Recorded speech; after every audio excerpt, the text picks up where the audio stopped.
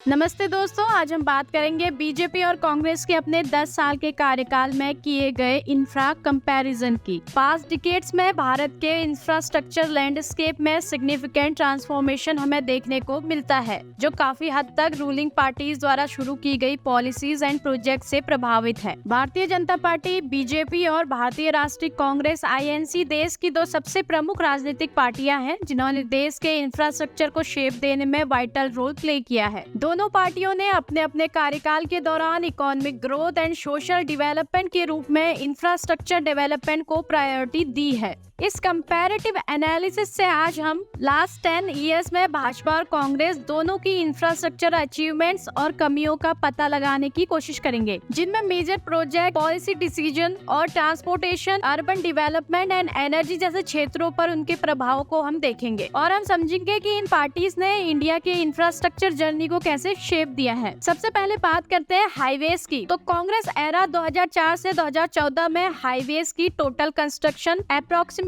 26,000 kilometre थी, जिसका M connectivity बढ़ाने और दूर दराज के एरिया को नेशनल नेटवर्क से जोड़ना था। प्रधानमंत्री ग्राम सड़क योजना ने रूरल एरियाज को मेन रोड नेटवर्क से जोड़ने और रूरल रोड इंफ्रास्ट्रक्चर को इम्प्रूव करने पर ध्यान दिया। बात बीजेपी एरा 2014 से 2024 की करें तो हाईवेज की टोटल कंस्ट्रक्शन लगभग 55,000 किलोमीटर है, जिनमें भारतमाला परियोजना जो economic corridors, border and coastal roads पर फोकस करते हुए देश भर में सड़क कनेक्टिविटी को बढ़ा रही है। कई हाईवे अक्रॉस द कंट्री बनाए जा रहे हैं। हाईवे निर्माण के टाइम पीरियड में भी तेजी देखी जा सकती है। पर डे लगभग 30 से 40 किलोमीटर हाईवे का निर्माण किया जा रहा है। लास्ट 10 इयर्स में बनने वाले हाईवेज में से 27,000 किलोमीटर से अधिक कंस्ट्रक्टेड नेशनल हाईवेज 4 लेन या उससे ऊपर के हैं, जो इकोनॉमिक ग्रोथ को बढ़ाने, ट्रैफिक फ्लो को इम्प्रूव करने के लिए बनाई गई। भारत के रोड नेटवर्क में हमें एक ड्रास्टिक चेंज देखने को मिलता है। दूसरे नंबर में बात करते हैं एक्सप्रेसवेज की। तो कांग्रेस एरा 2004 से 2014 में एक्सप्रेसवे की लेंथ 800 किलोमीटर थी। बात बीजेपी एरा 2014 से 2024 की करें तो एक्सप्रेसवे की कुल लेंथ 4,000 किलोमीटर हो गई है और 10,000 किलोमीटर से ज्यादा एक्सप्रेसवे अंडर कंस्ट्रक्शन है। इनमें से काफी सारे एक्सप्रेसवे जल्द ही पूरे भी होने वाले हैं। ये ब्रिज, टनल और इंटरचेंजेस जैसे सप्लीमेंट्री इंफ्रास्ट्रक्चर के डेवलपमेंट को बढ़ावा देते हैं, जिसमें पीपल, गुड्स एंड सर्विसेज की मूवमेंट को इनहेंस करके ये एक्सप्रेसवे देश की इकोनॉमिक ग्रोथ और डेवलपमेंट में कंट्रीब्यूट करते हैं। तीसरे नंबर में बात करें मेट्रो नेटवर्क की। तो कांग्रेस एरा 2004 से 2014 तक देश में केवल 5 शहरों को मेट्रो मिली थी। कंस्ट्रक्टेड मेट्रो लाइन 248 किलोमीटर थी। वहीं बात बीजेपी एरा 2014 से 2024 की करें, आज 20 से ज्यादा शहरों को मेट्रो मिली है और कंस्ट्रक्टेड मेट्रो लाइन 654 किलोमीटर है और 1000 किलोमीटर से ज्यादा मेट्रो लाइनें अंडर कंस्ट्रक्शन है। मेट्रो एक मॉडर्न ट्रांसपोर्टेशन नेटवर्क में से एक है, जो कि किसी भी सिटी के बेहतर इंफ्रा के लिए जरूरी है। मेट्रो इलेक्ट्रिक ट्रेन है और जीरो इमिशन प्रोड्यूस करती हैं। इससे शहरों में एयर पोल्यूशन को कम करने और एयर क्वालिटी इंप्रूव करने में मदद मिलती है। चौथे नंबर में बात करें new virgin road railway line की। तो railway station direct mode of communication में से एक, इसलिए इनके रीडेवलपमेंट और ब्यूटिफिकेशन की नीड हमें है। कांग्रेस एरा में इसकी लेंथ 2,590 किलोमीटर थी। वही बात बीजेपी एरा की करें तो इसकी लेंथ 3,097 किलोमीटर हो गई है और इस कैटेगरी में एक ही रूट पर बनी रेलवे लाइंस को इंक्लूड नहीं किया गया, जैसे दिल्ली, मुंबई और पंजाब, कोलकाता पर बनी 2500 किलोमीटर नई रेलवे लाइन इसमें शामिल नहीं है। बात अगर हाईवे बजट की करें तो कांग्रेस एरा में ये बजट 2013 में 25,000 करोड़ था। वही बात बीजेपी एरा की करें तो ये बजट 2023 में 2,76,000 करोड़ है। हाईवे व्हीकल्स मूवमेंट को कन्वीनियंट बनाते हैं और लोकल रोड्स पर भीड़भाड़ को कम करते हैं और ओवरऑल ट्रेवल टाइम को इम्प्रूव करते हैं। छठे नंबर पे बात करें अगर रेलवे बजट की तो कांग्रेस एरा में ये बजट 63,000 करोड़ था। वही बात बीजेपी एरा 2014 से 2024 की करें तो ये बजट 2,40,000 करोड़ है और कंटिन्यू रेलवे स्टेशन को वर्ल्ड क्लास रेलवे स्टेशन के रूप में डेवलप किया जा रहा है। सेंट्रल गवर्नमेंट ने फरवरी 2024 को अमृत भारत स्टेशन की भी नींव रखी थी, जिस स्कीम के तहत देश के रेलवे स्टेशन को मॉडर्नाइज करने का एम है, जिसमें देश भर के 27 राज्यों और केंद्र शासित प्रदेशों के 556 रेलवे स्टेशनों और 1500 ओवरब्रिज और अंडरपास का रीडेवलपमेंट होना है। 7वें नंबर पे बात अगर एयरपोर्ट्स की करें तो कांग्रेस एरा में देश देश भर में 74 एयरपोर्ट्स थे, जबकि बात बीजेपी एरा की करें तो एयरपोर्ट्स की संख्या बढ़कर 149 हो गई है। गवर्नमेंट देश भर के कई रीजन्स में बहुत से न्यू एयरपोर्ट्स को भी डेवलप कर रही है और साथ ही एग्जिस्टिंग एयरपोर्ट्स के बर्डन को रिड्यूस करने के लिए उनके पास नए एयरपोर्ट्स भी स्टेब्लिश कर रही है और साथ ही जो एग्जिस्टिंग एयरपोर्ट्स हैं उन्हें एक्सपेंड भी किया जा रहा है। इन नए एयरपोर्ट से कनेक्टिविटी और इंफ्रास्ट्रक्चर काफी इम्प्रूव हुआ है, जिससे देश में डेवलपमेंट और साथ ही जॉब अपॉर्चुनिटीज भी क्रिएट हुई है, जिससे वो इलाके जो पिछड़े हुए हैं वहाँ भी रीजनल कनेक्टिविटी में इम्प्रूवमेंट देखी जा सकती, जिसके लिए बीजेपी गवर्नमेंट ने उड़ान यानी उड़े देश का आम नागरिक रीजनल कनेक्टिविटी स्कीम जैसी स्कीम्स भी चलाई है, जो एयर ट्रैवल को कॉमन मैन के लिए भी और ज्यादा अफोर्डेबल, कन्वीनियंट और एक्सेसिबल बनाने का विजन है, जिससे रिमोट और अंडर सर्व्ड रीजन में एयरपोर्ट्स के विकास को बढ़ावा मिलता है। 8वें नंबर पे बात करें इलेक्ट्रिफाइड रेल नेटवर्क की, तो कांग्रेस एरा में ज्यादा फ्यूल यूज किया जाता था और तब इलेक्ट्रिफाइड रेल नेटवर्क लगभग 65% था। बीजेपी एरा में 95% रेलवे इलेक्ट्रिफाइड है और जल्द ही इसको 100% करने का भी एम है। इलेक्ट्रिक ट्रैक्शन डीजल मोड की तुलना में कम प्रदूषक, मोर इको फ्रेंडली है।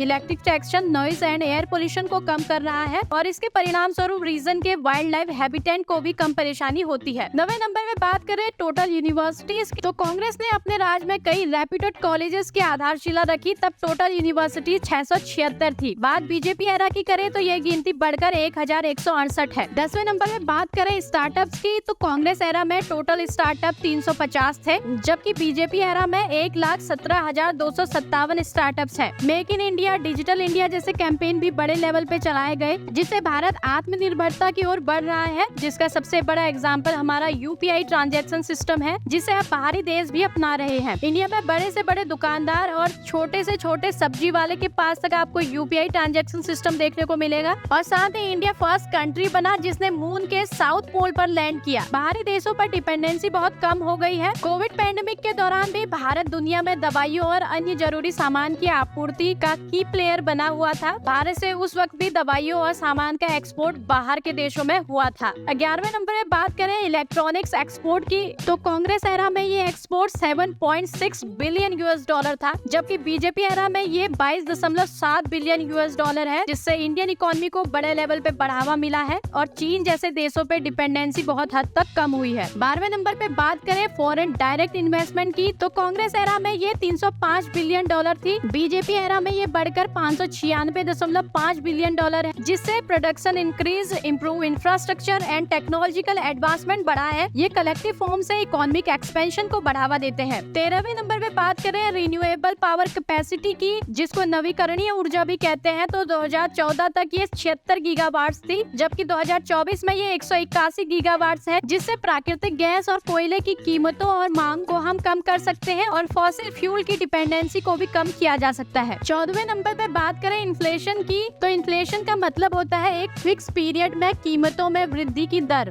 कांग्रेस के टाइम पे इन्फ्लेशन 8.20% थी, जबकि अब बीजेपी एरा में ये 5.00% है। 15वें नंबर पे बात करें डेटा प्राइस की, पहले हमें 259 रुपीज में पर जीबी मिलता था, अब ये हमें 13 रुपीज में पर जीबी मिलता है और अब अनलिमिटेड 5G की सुविधा भी हमें उपलब्ध है। 16वें नंबर पे मल्टी डिमेंशनल पॉवर्टी की बात करें तो पहले ये 29.2% थी, वहीं अब ये 11.3% है। 17वें नंबर पे हम अगर जीडीपी पर कैपिटा को देखें तो कांग्रेस एरा में ये $3,888 थी, जबकि बीजेपी एरा में ये $6,016 है। इसके साथ इंडिया वर्ल्ड की फास्टेस्ट ग्रोइंग इकोनॉमी है। 18 नंबर पे अगर स्टेबिलिटी की बात करें तो दोस्तों ये पहले का कश्मीर है जो अराजकता से भरा हुआ था और ये आज का कश्मीर है जिसको फर्स्ट लुक में देखने पर ये फॉरेन सिटी जैसा लगता है। आज वहाँ अराजकता खत्म हुई है, एक सस्टेनेबल अर्बन ग्रोथ को वहाँ देखा जा रहा है, जिसमें स्मार्ट सिटी मिशन भी शामिल है। तो दोस्तों आज के लिए इतना ही। आज इंडिया पूरे वर्ल्ड की फास्टेस्ट ग्रोइंग इकोनॉमी है और इसकी अचीवमेंट और ग्रोथ को एक वीडियो में कवर कर पाना थोड़ा मुश्किल है। पास्ट डिकेड्स में भाजपा और कांग्रेस दोनों एडमिनिस्ट्रेशन के तहत सस्टेनेबल इंफ्रास्ट्रक्चर ग्रोथ देखी गई है, जहाँ कांग्रेस ने फाउंडेशनल प्रोजेक्ट रूरल कनेक्टिविटी पर फोकस, वही भाजपा ने rapid expansion, urbanisation, modernisation, smart city mission जैसे high tech and high capacity infrastructure पर जोर दिया। दोनों पार्टीज ने भारत के विकास में महत्वपूर्ण योगदान दिया है। आज की इंफ्रा अपडेट पे इतना ही, मिलते हैं नई वीडियो में, तब तक के लिए चैनल को सब्सक्राइब करें।